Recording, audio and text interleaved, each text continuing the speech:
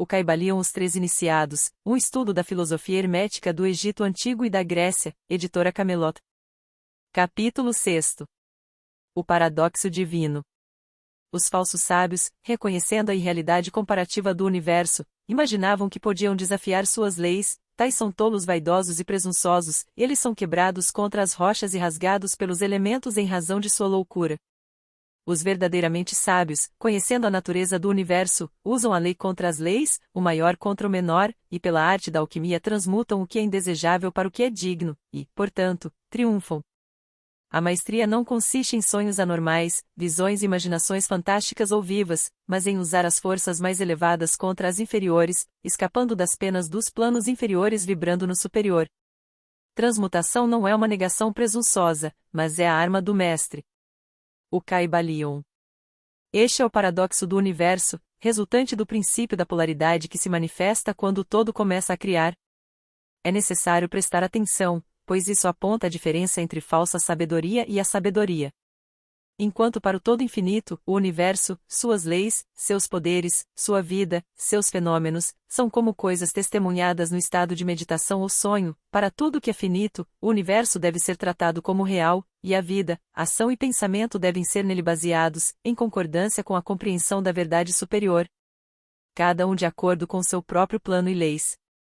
Se o todo imaginasse que o universo era de fato realidade, então desgraçado do universo, pois não haveria nenhum movimento do inferior para o mais elevado, divino, desse modo, o universo se tornaria uma fixação e o progresso se tornaria impossível.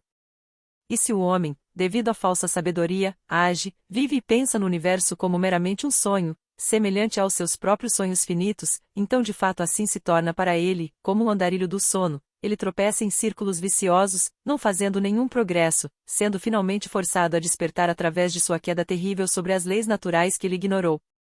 Conserve sua mente sempre na estrela, mas deixe seus olhos vigiarem seus passos, para que você não caia na lama por causa do olhar ao alto. Lembre-se do paradoxo divino: ao mesmo tempo que o universo não existe, ele existe. Lembre-se sempre dos dois polos da verdade, o absoluto e o relativo. Cuidado com meias-verdades. O que os hermetistas conhecem como a lei do paradoxo revela-se como um aspecto do princípio da polaridade. Os escritos herméticos são repletos de referências ao aparecimento do paradoxo na consideração dos problemas da vida e da existência. Os professores estão constantemente alertando seus alunos contra o erro de omitir um outro lado ante qualquer pergunta. Seus avisos são particularmente direcionados aos problemas do absoluto e do relativo, que deixam perplexos todos os alunos de filosofia, e que fazem com que muitos pensem e ajam contrários ao que é geralmente conhecido como senso comum. E advertimos todos os alunos a terem certeza de compreender o paradoxo divino do absoluto e relativo, para que não se envolvam na lama da meia-verdade. Para este fim, esta lição foi particularmente escrita. Leia com atenção. O primeiro pensamento que vem para o homem pensante depois que ele percebe a verdade de que o universo é uma criação mental do todo, é que o universo e tudo o que ele contém é uma mera ilusão, uma irrealidade, ideia contra a qual seus instintos se revoltam. Mas isso, como todas as outras grandes verdades, deve ser considerado tanto do ponto de vista absoluto quanto do relativo. Do ponto de vista absoluto, é claro, o universo tem a natureza de uma ilusão, um sonho, uma fantasmagoria, em comparação com o todo em si.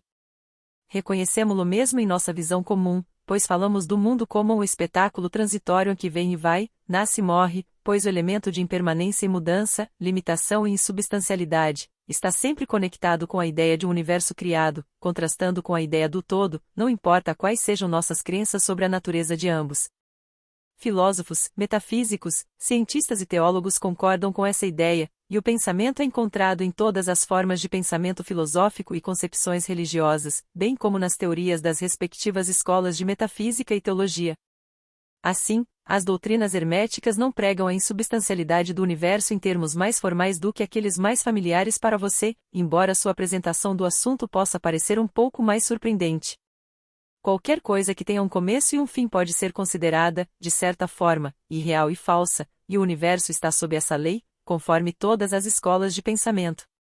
Do ponto de vista absoluto, não há nada real exceto o todo, que não pode ser de fato explicado. Ou o universo é criado da matéria, ou é uma criação mental na mente do todo, é insubstancial, não duradouro, uma coisa de tempo, espaço e mobilidade. Faz-se necessário perceber esse fato minuciosamente, antes de julgar a concepção hermética da natureza mental do universo. Examine todas as outras concepções e verá que elas não são verdadeiras.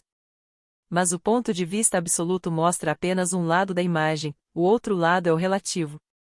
A verdade absoluta foi definida como as coisas como a mente de Deus as conhece, enquanto a verdade relativa é as coisas como a razão mais elevada do homem as entende.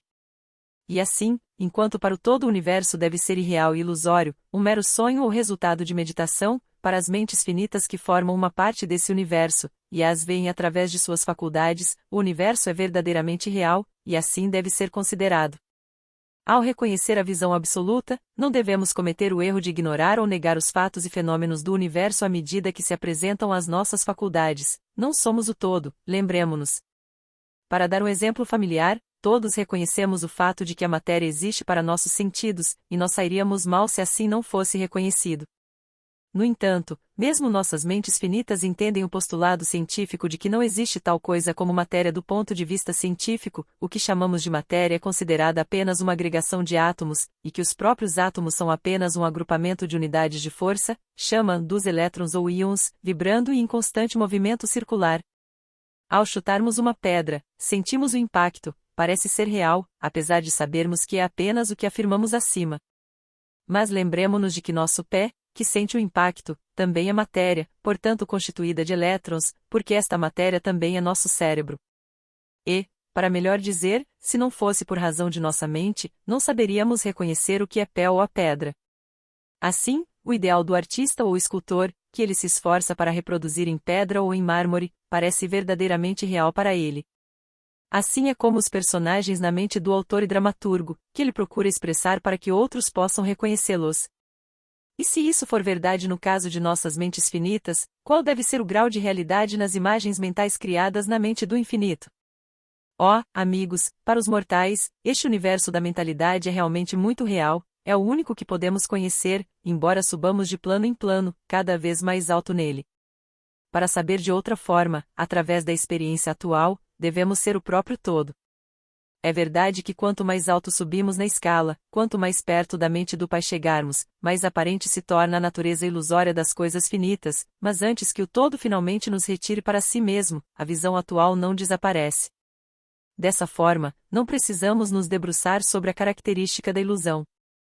Em vez disso, devemos buscar reconhecer a verdadeira natureza do universo, procurar entender suas leis mentais e nos esforçamos para usá-las para o melhor efeito em nosso progresso ascendente através da vida, à medida que viajamos de plano para plano de existência. As leis do universo não são menos anférreas por causa da natureza mental. Tudo, exceto o todo, está vinculado a elas. O que está na mente infinita do todo é real em um grau relativo a essa realidade que é revestida na natureza do todo. Portanto, não fiquemos inseguros ou atemorizados, estamos todos firmemente contidos na mente infinita do todo, e não há nada que possa nos ferir ou nos intimidar. Não há poder fora do todo para nos afetar. Então podemos descansar calmos e seguros. Há um mundo de conforto e segurança nesta realização quando uma vez alcançarmos. Então, calmos e pacíficos dormimos, balançados no berço do abismo, descansando com segurança sob o seio do oceano da mente infinita, que é o todo. No todo viveremos, moveremos e teremos nossa existência. A matéria não é para nós a matéria inferior, enquanto habitamos no plano da matéria, embora saibamos que é apenas uma agregação de elétrons, ou partículas de força vibrando rapidamente e girando em torno uns dos outros nas formações de átomos, os átomos, por sua vez, vibrando e girando, formando moléculas, que, por sua vez, formam massas maiores de matéria. A matéria também não é para nós a matéria inferior quando seguimos as investigações ainda mais adiante e aprendemos com os ensinamentos herméticos que a força da qual os elétrons são unidades é apenas uma manifestação da mente do todo e, como tudo no universo, é puramente mental em sua natureza. Enquanto no plano da matéria devemos reconhecer seus fenômenos, podemos controlar a matéria, como todos os mestres de maior ou menor grau, mas o fazemos aplicando as forças mais altas. Cometemos uma loucura quando tentamos negar a existência da matéria no aspecto relativo. Podemos negar seu domínio sobre nós, e assim devemos fazer, mas não devemos tentar ignorá-la em seu aspecto relativo, pelo menos enquanto habitarmos o seu plano. Nem as leis da natureza se tornam menos constantes ou eficazes, como já sabemos, apesar de serem simples criações mentais. Elas estão em muitos efeitos dos diversos planos. Superamos as leis mais baixas aplicando leis ainda mais altas, e apenas dessa forma. Mas não podemos escapar da lei ou ficar inteiramente fora dela. Nada além do todo pode escapar da lei, e isso porque o todo é a própria lei, da qual todas as leis emergem. Os mestres mais avançados podem adquirir os poderes geralmente atribuídos aos deuses dos homens, e há inúmeras fileiras de entes, na grande hierarquia da vida, cuja existência e poder excedem os dos mais elevados mestres, e os entes mais elevados devem curvar-se à lei, e ser como nada aos olhos do todo.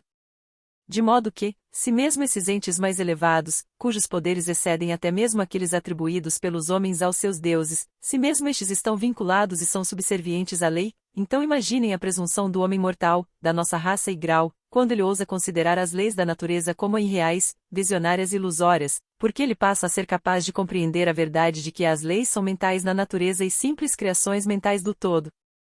Estas leis, que o todo destinou governar, não devem ser desafiadas ou questionadas. Enquanto o universo perdurar, elas resistirão, pois o universo existe em virtude dessas leis que formam sua estrutura e que o mantém coeso. O princípio hermético do mentalismo, ao mesmo tempo em que explica a verdadeira natureza do universo sobre o princípio de que tudo é mental, não muda as concepções científicas do universo, da vida ou da evolução. Na verdade, a ciência apenas corrobora os ensinamentos herméticos.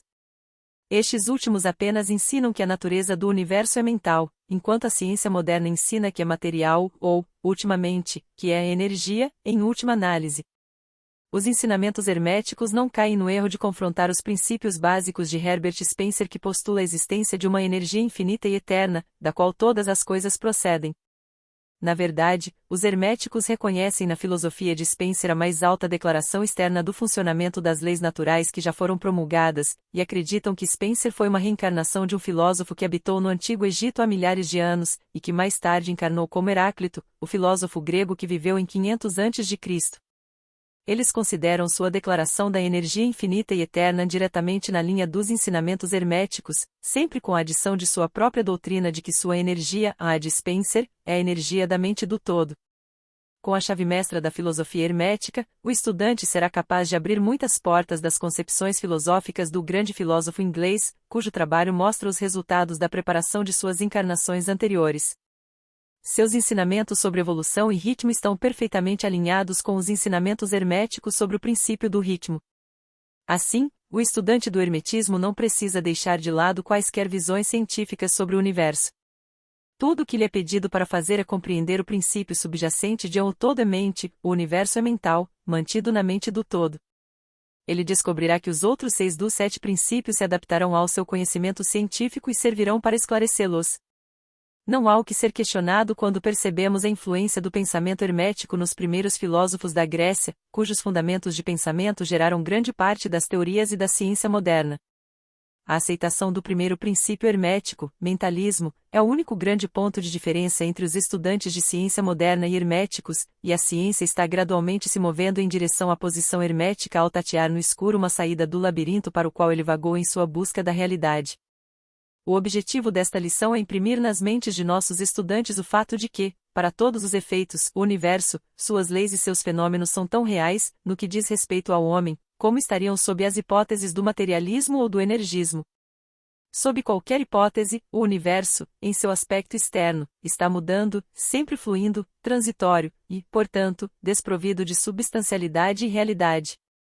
Mas, note o outro polo da verdade. Sob as mesmas hipóteses, somos obrigados a agir e a viver como se as coisas transitórias fossem reais e substanciais. Há sempre essa diferença, entre as várias hipóteses, que sob as velhas visões o poder mental era ignorado como uma força natural, enquanto sob o mentalismo torna-se uma grandiosa força natural. E essa diferença revoluciona a vida, para aqueles que entendem este princípio e suas leis e práticas resultantes. Então, finalmente, todos os estudantes devem aprender as vantagens do mentalismo e aprender a conhecer, usar e aplicar as leis que dele resultam. Mas não ceda à tentação que, como afirma Caibalion, domina os falsos sábios e os deixa hipnotizados pela aparente realidade das coisas, a consequência é que eles vagam no mundo como desvairados, vivendo em uma terra de sonhos, ignorando o trabalho prático e a vida do homem, sendo seu fim serem quebrados contra as rochas e rasgados pelos elementos, por causa de sua loucura. Em vez disso, siga o exemplo do sábio, em que a mesma verdade é afirmada da seguinte forma: use a lei contra as leis, o maior contra o menor, e pela arte da alquimia transmutar aquilo que é indesejável no que é agradável, e, portanto, triunfe. Seguindo a autoridade, evitemos a falsa sabedoria, que é uma loucura, que ignora a verdade de que a maestria não consiste em sonhos anormais, visões e imaginações fantásticas ou vivas, mas em usar as forças mais altas contra as mais baixas, escapando das dores dos planos inferiores ao vibrar de modo mais elevado. Lembre-se sempre, estudante, que a transmutação, não negação presunçosa, é a arma do mestre. As citações acima são do Kybalion, e são dignas de serem conservadas na memória do estudante. Não vivemos em um mundo de sonhos, mas em um universo que, embora relativo, é tão real quanto as nossas vidas e ações. Nossa ocupação no universo não é negar sua existência, mas viver, usando as leis para nos elevarmos do inferior ao superior, fazendo o melhor que podemos sob as circunstâncias que surgem a cada dia e vivendo, tanto quanto possível, as nossas mais elevadas ideias e ideais. O verdadeiro fim da vida não é conhecido pelos homens neste plano, as mais altas autoridades e nossas próprias intuições nos ensinam que não cometemos nenhum erro em viver do melhor modo que pudermos e, segundo a tendência universal, seguindo na mesma direção, apesar das aparentes evidências em contrário. Estamos todos no caminho, e a estrada nos leva para cima sempre, deixando muitos lugares para trás. Leia a mensagem do Kybalion, e siga o exemplo do sábio, evitando o erro dos falsos sábios que perecem em razão de sua loucura. Se inscreva no canal e ative o sininho das notificações para não perder os próximos capítulos do livro. Até mais!